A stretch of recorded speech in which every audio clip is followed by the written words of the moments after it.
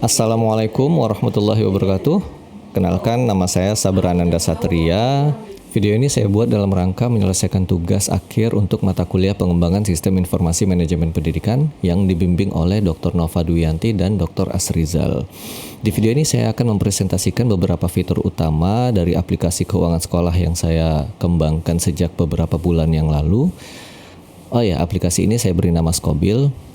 Mohon doanya, mudah-mudahan aplikasi ini bisa saya rilis untuk umum supaya jadi solusi bagi yayasan pendidikan untuk pengelolaan keuangan yang lebih baik.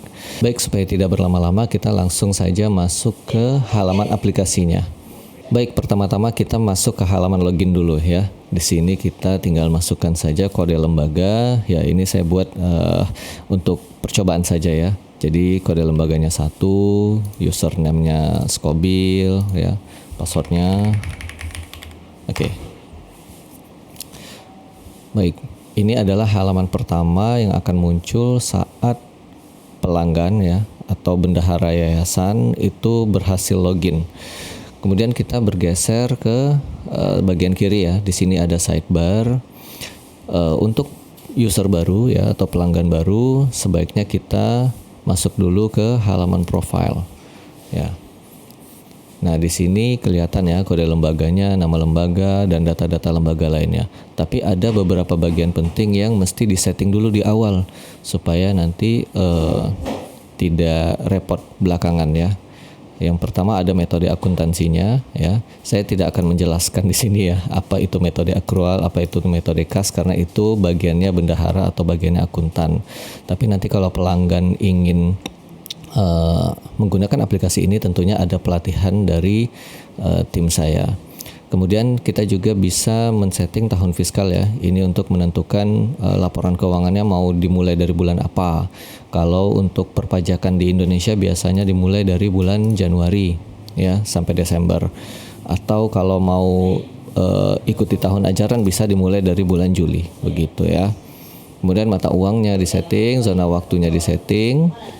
Kemudian nanti ada aktifkan modul pajak, tapi ini belum saya buat ya fiturnya. Kemudian juga maksimal penggunanya. Nah, ini nanti akan saya batasi sesuai dengan jenis langganan yang dipilih oleh customer. Baik, ini tinggal disimpan aja. Setelah itu kita masuk ke bagian user. Nah, user ini kita bisa menambah user ya, menambah terus role-nya apa. Kalau misalnya ketua yayasan biasanya dia cuma butuh view aja. Kalau bendahara dia harus sebagai admin. Kalau misalnya TU ya yang menerima pembayaran bisa di bagian editor, begitu. Oke.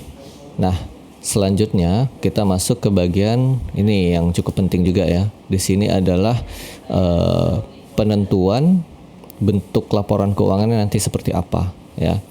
Nah, ini kalau yang background akuntansi ya mungkin ini bisa dimengerti ya. Kalau ketua yayasan cukup pahami saja aset, kewajiban ya, liability, dan ada 5 komponen utama dalam akun-akun akuntansi.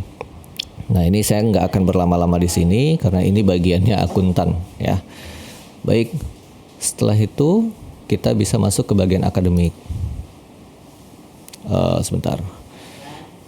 Nah, di bagian akademik ini kita kita input dulu pertama-tama tahun akademik ya. Nah, ini nanti untuk membantu juga dalam mendata tagihan ya.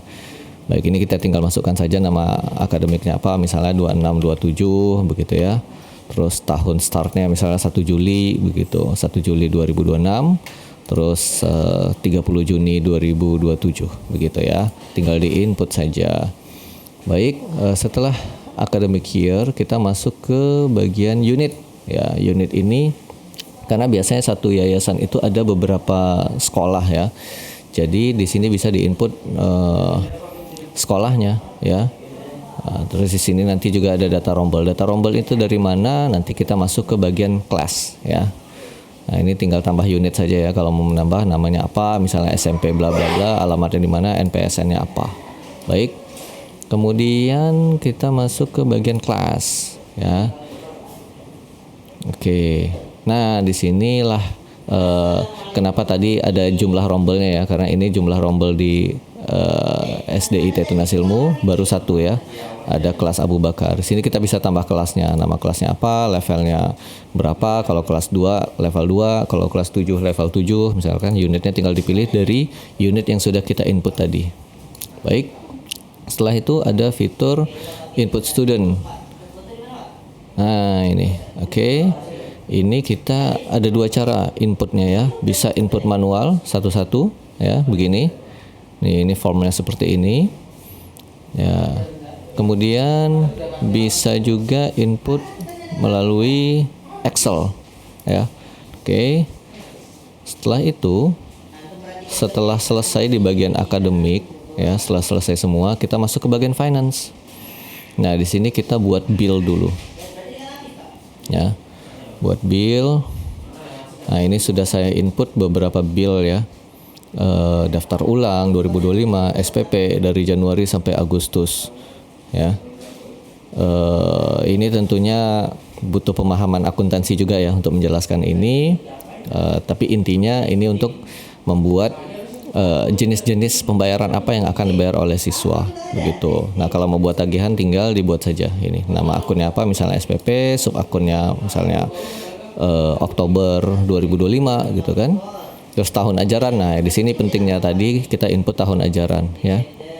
Terus ini nama-nama akun ya. Nama-nama akun untuk pencatatan akuntansinya. Ini untuk metode mulai pelayanan, jatuh tempo. Ini untuk metode akrual ya, yang tadi saya jelaskan di bagian profile ya. Baik, setelah kita buat tagihan, di sini ada student bill ya. Nah, ini tadi kan udah dibuat nih SPP Januari sampai bulan berapa. Nah, bagian ini adalah untuk menghubungkan tagihan tadi ke siswanya ya. Jadi di sini kita masuk ke bagian tambah tagihan. Nih, misalnya kita masukin nih filter kelas, kita pilih yang Abu Bakar tadi ya. Terus kita pilih nama-nama anaknya, terus kita masukin ini nih tagihan apa yang mau kita buat untuk anak tersebut. Misalnya anaknya masuknya dari awal, ya udah kita dari SPP Januari semuanya begitu ya. Ini lupa saya urutin, harusnya dari Januari ya di atas. Setelah itu kita masukin kelas lagi. Nah, kenapa kelas lagi? Karena ini kan kelas pada saat sekarang ya.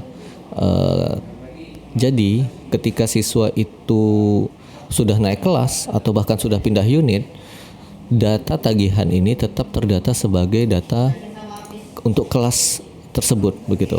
Kenapa butuh seperti itu? Karena misalnya kalau misalnya siswa itu sudah pindah unit dari SD ke SMP, nanti tagihannya di tagihan SMP kan. Harusnya tagihan ini masih tanggung jawab dari SD begitu. Nah, jumlah tagihannya berapa di input di sini ya, bla bla bla. Terus kalau ada diskon bisa kita input ya. Biasanya beberapa yayasan menerapkan diskon untuk pegawai, anak pegawai atau anak guru begitu. Baik, kemudian kita masuk ke bagian, nah ini bagian terpentingnya, bagian pembayaran ya. Nah, di sini kita tinggal input saja, misalnya tadi namanya Heru, kita ketik nama Her saja, minimal 3 huruf ya. Ini sudah muncul nih ya, tagihan-tagihan yang diinput sebelumnya ya. Nah, ini ada SPP Januari, kalau mau bayar tinggal bayar gitu ya. SPP Februari bayar begitu. Oh, dia punya uangnya 1.500.000 ya. Berarti ini udah 1.200.000. Yang ini dicicil dulu 300.000. Oke, masuk cicil 300.000 dulu gitu. Oke. Terus bayarnya ke melalui bank atau kas yayasan. Ini disetting dari chart of account tadi ya, yang di sini. Nah, ini bisa ditambahkan pilihannya ya, sesuai dengan jenis-jenis kas yang ada di yayasan. Kemudian ini disetting juga tanggal ya, boleh reset untuk tanggal sekarang dan jam sekarang, atau boleh misalnya dia udah bayarnya semalam, kita lupa input. Nah, ini tinggal di setting saja di sini. Oke, kita lanjut ke ini bisa untuk beberapa anak ya, bisa juga si Sabra misalnya begitu. Nah, boleh input beberapa anak begitu. Nah, di sini juga sudah saya siapkan sebenarnya fitur kalau ada merchandise ya dari sekolah. Kemudian ada fitur tabungan juga, ada fitur infak juga ya, mau infak kemana. Tapi saya nggak menjelaskan itu dulu ya.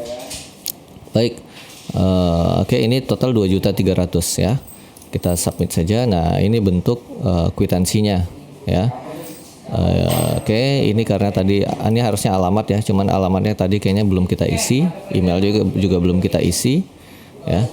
Nah, ini otomatis ya, ada nomor kwitansinya. Baik, ini bisa di print ya, atau setelah di print nanti di submit ya. Sekarang kita submit. Oke, berhasil input transaksi. Nah, di mana kita bisa lihat data yang sudah kita input? Baru kita masuk ke bagian dashboard ya.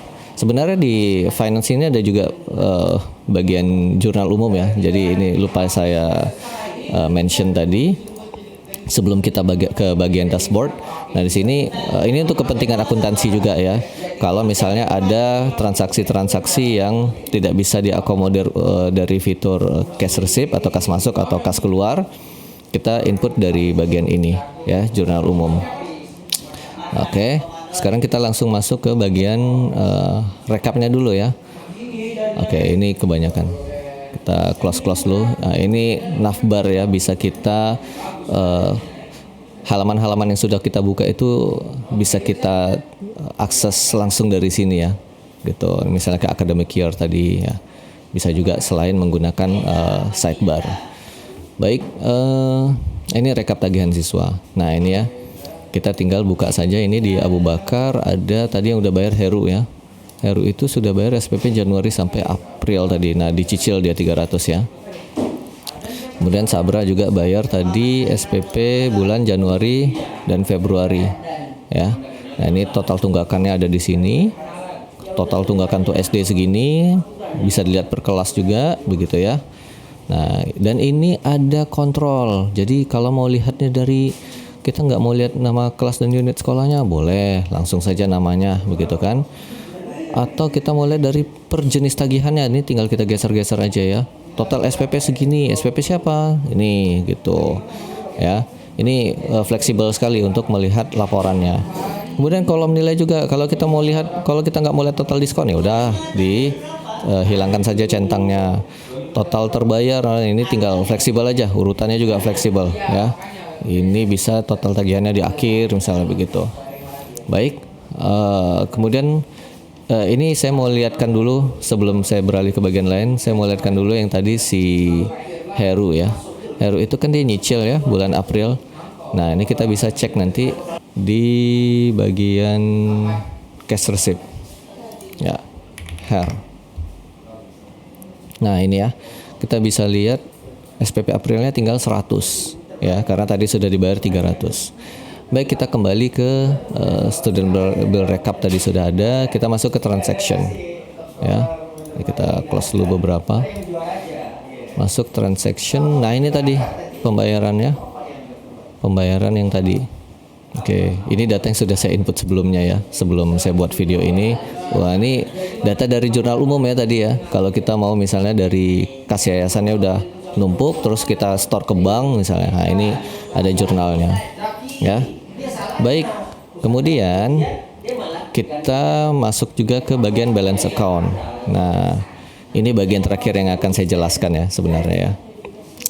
Nah, ini adalah saldo ya, saldo dari akun-akun akuntansi yang kita buat tadi ya. Nah, ini kasnya udah masuk segini gitu kan. Baik, nah ini pendapatan ya.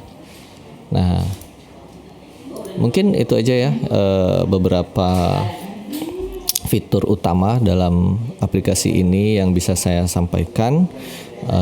Tentunya nggak bisa semua fitur saya sampaikan di sini, dan tentunya aplikasi ini masih dalam tahap pengembangan yang ada beberapa fitur yang harus saya tambahkan lagi sebelum saya rilis, seperti fitur pengakuan pendapatan ya, kemudian fitur halaman laporan keuangannya itu sendiri itu belum saya buat.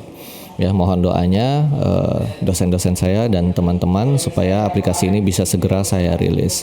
Demikian saya akhiri video ini. Wassalamualaikum warahmatullahi wabarakatuh.